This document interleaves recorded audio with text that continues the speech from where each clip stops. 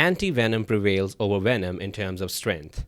While they do share similarities, Anti-Venom is an advanced form of Venom, boasting more power and a broader range of abilities. This renders Anti-Venom more powerful than Venom. While Venom stands as a formidable symbiote, he has yet to achieve the level on which Anti-Venom is. For a detailed exploration of their relative strengths and capabilities, the subsequent sections of this video will delve into various categories, elucidating precisely why Anti-Venom emerges as the stronger entity. The final verdict, accompanied by a comprehensive explanation, will provide clarity on our assessment that Anti-Venom possesses the capacity to defeat Venom. This is your host Shah and you are watching Comicverse Unleashed. Biology. In the absence of a host, the Venom symbiote exhibits a remarkable ability to autonomously extend its biomass through tentacles and tendrils. Frequently, it takes on a form featuring a fanged mouth and sizable white eye points. Additionally, the symbiote can materialize a humanoid head, torso, and arms. Following a cleansing process, it gains the capacity to adopt a humanoid form independently, albeit for a short time. Upon bonding with a host, Venom gains the capability of shape-shifting, enabling it to replicate various types of clothing. Furthermore, it can seamlessly merge with its surroundings, achieving a state of invisibility. The symbiote significantly enhances all physical attributes of its host to superhuman levels, matching or surpassing the capabilities of Spider-Man in certain instances. This enhancement grants Anti-Venom a diverse array of capabilities, including superhuman strength, superhuman durability, superhuman stamina, an accelerated healing factor, genetic memory, offspring detection, webbing generation, immunity to Spider-Man's spider sense, camouflage capabilities, external symbiote rejection, constituent matter manipulation, internal bodily cleansing, spider power negation, fire immunity, and sonic immunity. Anti-Venom has managed to establish additional powers that makes him much stronger than Venom, especially the two immunities he has that make him immune to the symbiote's classical weaknesses. This is why we give this point to Anti-Venom. Physical abilities. The symbiote has empowered its host to lift up to 70 tons at their normal size in previous instances.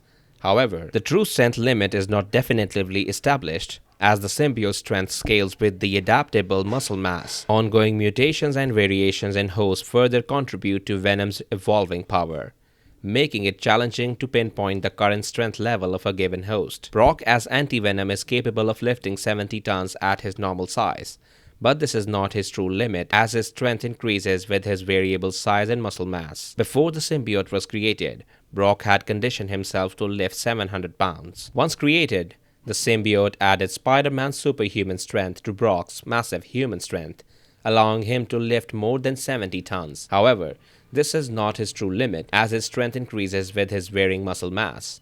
In this category, as you can see, both these characters are more or less identical.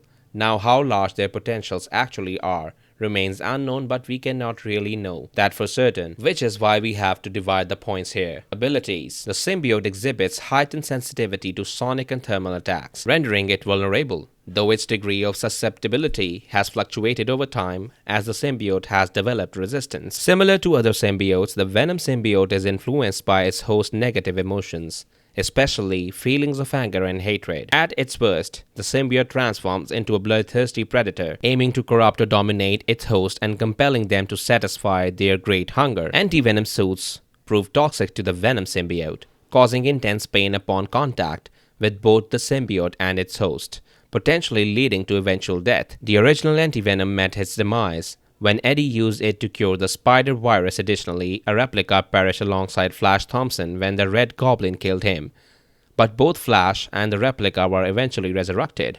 Another concern is Anti-Venom Serum, created by Dr. Steven in Alchemax, which was mass-produced despite its seemingly destroyed state, posing a continued threat. The symbiote faces extreme vulnerability when confronted with the venom created by Norman Osborn, utilizing the powers of Freak and Mr. Negative. This particular venom temporarily annihilates the symbiote with Mr. Negative's abilities, halting its healing powers until the dark energy ceases contact. Furthermore, excessive reliance on the symbiote's healing capabilities renders it weakened, potentially allowing another symbiote to overpower and destroy it. In light of these weaknesses, Anti-Venom emerges as a formidable adversary, earning this point in favor of Anti-Venom and concluding our examination. Venom versus Anti-Venom. Who wins? The numbers are clear, as well as our analysis.